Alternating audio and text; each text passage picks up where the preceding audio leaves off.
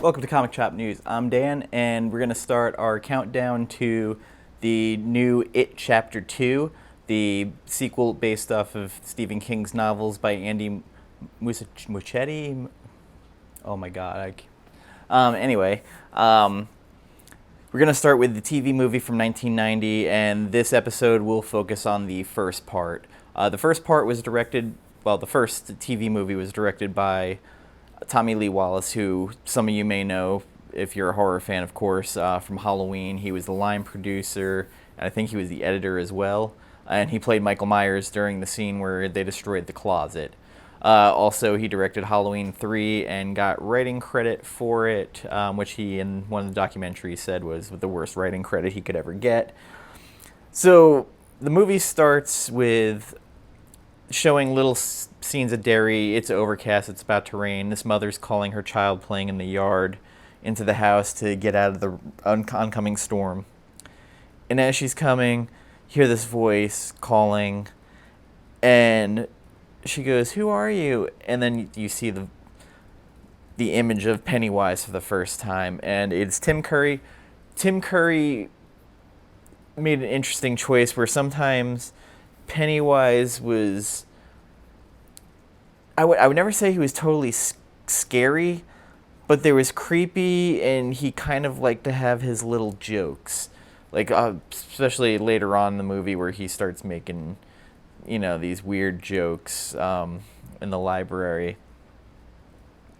From there, it moves on, and we see the police are there. They're bringing the body in. And we are introduced to the older Mike Hanlon. Mike has been keeping track of what's been going on with disappearances. And the cops are kind of telling him to get out of there. And as he's walking away, he sees a picture of Georgie. Georgie, as it turns out, was one of the first murders the year that Mike Hanlon and the Losers Club met. From there, Mike starts making the calls, and he calls Bill. Bill is now a writer, and he calls. Bill doesn't remember him at first, and he's now trying to adapt his book into a screenplay for this movie. His wife, Audra, played by Olivia Hussey, is there, and she is a movie star at the time. And all of a sudden, Mike tells me he found a picture of Georgie, and everything just starts storming back into his head.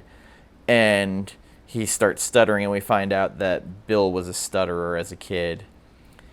And it starts going into the backstory now, and we see Bill's sick, and he makes a boat for Georgie to go sailing out on the streets. It ends up going into a sewer, and that's where Pennywise finds Georgie. And we get the first part of the classic line of, "We float down here. They all float." And Tim Curry, I'd say this is the part where he kind of flips the switch from where he goes kind of silly to just insanely creepy. We find out Georgie dies, and Bill's talking to his wife, and he's like, he was murdered, and I have to go to Derry, and she's freaking out. And from there, Mike starts making more of the calls. The next call is to Ben Hanscom, played by John Ritter. John Ritter is, Ben Hanscom, I should say, is this famous architect. He's been on Time magazine. He gets the call, and he starts freaking out, memories of being bullied and the clown and everything else. And we go into, he was a very obese child that was bullied. He was from Texas, and him and his mother had to move there after his father died. And, he is in school. Henry Bowers, we meet him. Victor, Chris, and Belch, who are the bullies of the town, and he kind of gets in wrong with them right off the bat. We meet Beverly Marsh as a child, and Ben instantly falls in love with her. She is played by Emily Perkins, who later on we saw in Ginger Snaps. And also I gotta go back to Bill, played by Jonathan Brandis, who people of my age probably remember from that Chuck Norris movie Sidekicks. He was a young up-and-coming actor that eventually he passed away. I forget the reasons, but died very young. And on we start meeting more and more of the Losers Club. We meet the older Beverly played by Annette O'Toole. The interesting thing with her now, she's a fashion designer. She has a very controlling boyfriend who is also a partner in her company. You get the tone right away that he's abusive. And as we later learn about her as a child, her father was abusive and possibly molested her. They kind of, in the book, have overtones of that and how protective he was of her, but he was kind of protecting her for him. Really creepy stuff. We also meet Richie Tozier, played by Harry Anderson, who, again, of my age, he was the judge on Night Court, very popular 80s series, and early 90s, I think it went to. He is kind of like a Johnny Carson type TV presence now. We also have Eddie Kaspbrak, Eddie Spaghetti. He is a limo driver. He also now is you go back to him as a kid, he was a hypochondriac. His mother told him he had all these illnesses that he never actually had, and just to keep him near her and protect him to a detriment to him, basically. He very kind of gaunt looking and almost looks sickly. And he wasn't even allowed to shower with other kids. And as Mike Hanlon ended up becoming the librarian of the town. We'll go more into, he comes in later with them.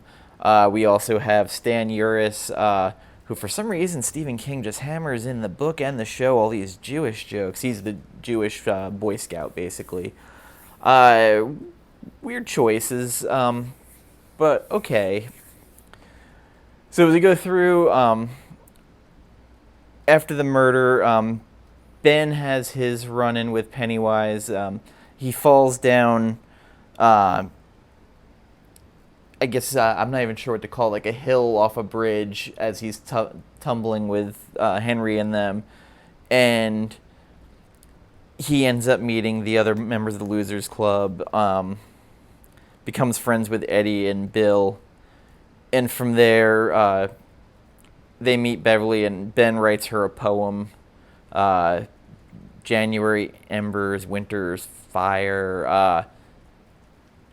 I can't even remember the poem in my head, but this poem keeps coming back, like, even later. And from there, Richie and Stan come around and start hanging out with them. And the group keeps growing.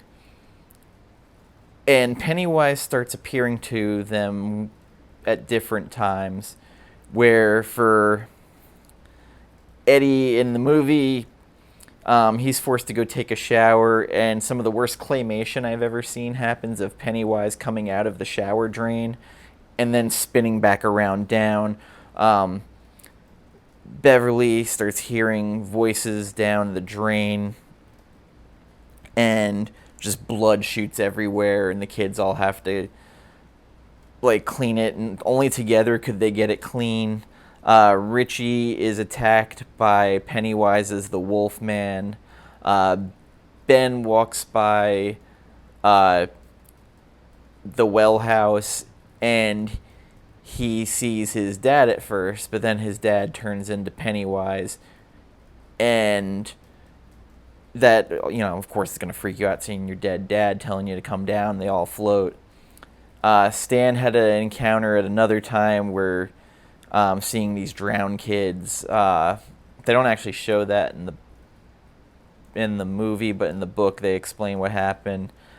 And of course, the bullies are ever present against them, and at the apex of it, Mike Hanlon starts going to school there. He seems like he's the only African American kid there. And he very much is like a historian of Derry, and talks about all this morbid stuff that's happened in the town. And as they're leaving school, of course, the bullies, of course, have to have their say and, try to shove a cherry bomb down his pants, and someone stops them and he runs off. And that sets up pretty much the turning point of the book, where the 7 kids have a giant rock fight with the bullies and ended up finally winning. And from there, Henry Bowers, just his flight into insanity starts. And the kids more and more realize they're going to have to face Pennywise. The movie moves a little bit fast, but of course it's a TV movie, and there's so much in that book you're trying to condense down. Like, there's no way they're ever going to have the freaking turtle, the ritual of Chud, the underground orgy, the smokehouse where they find the origin of Pennywise. The kids decide that they're going to melt down these earrings and use a slingshot and try and kill Pennywise. So they mount their attack, and while that's happening, Henry Bowers and the bullies decide to go down there. The bullies are taken apart by Pennywise, where Belch is like folded in half and carried through a pipe. Henry Bowers sees the deadlights and his hair turns white, and the kids have their showdown with Pennywise, where he shows them all their fears and they try to overcome it. Stan ended up being the weakest link at that point, because at a point Pennywise pulled him away from the other kids out of the circle, and it pretty much traumatized him. Very much. And then it turns out, like, these kids, because they believe whatever they believe is happening. So at a certain point, Eddie uses an inhaler and says it's battery acid. At a certain point in the movie, they say that, pulling from the asthma inhaler, it tastes like battery acid. So he says, this is battery acid slime, squirts him in the face, he starts melting. And Beverly shoots him and, kind of hits him. And then, again, we get the bad claymation where he does a flip in the air and then spins around and falls down the ground, and he's, does like this weird little, It's cheesy. I mean, again, it's a TV movie, so you can't really expect much. But again, 1990, you really didn't get movies like this. Pretty much Stephen King was like the king of this TV movies for the 80s and 90s, because Salem's Lot was a TV movie. I think it was an ABC TV movie, maybe NBC. The Stand was an epic TV movie. I forget how many parts that was. And then, of course, we had It. So they were a solid quality. But again, there's only so much you can do on TV and get away with as well. And afterward, they're like, well, what if he's not dead? What if we didn't kill him? So Jonathan Brandis, Bill, makes them all make a blood pact of coming back, which is funny because during the last quarter of the movie, Bill loses his stutter just suddenly. Like, I don't know if it's just Jonathan Brandis just stopped doing it.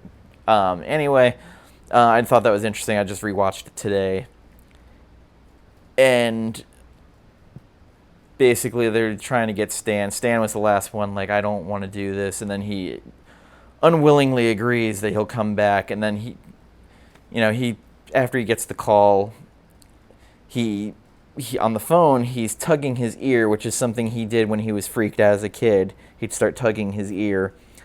And he tells his wife he's going to go up and take a bath. She keeps calling him, doesn't hear anything.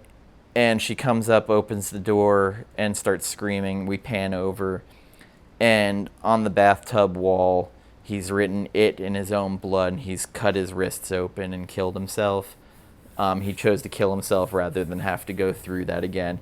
So, to a degree, I mean, that was kind of daring for back then, I feel, on TV to show that.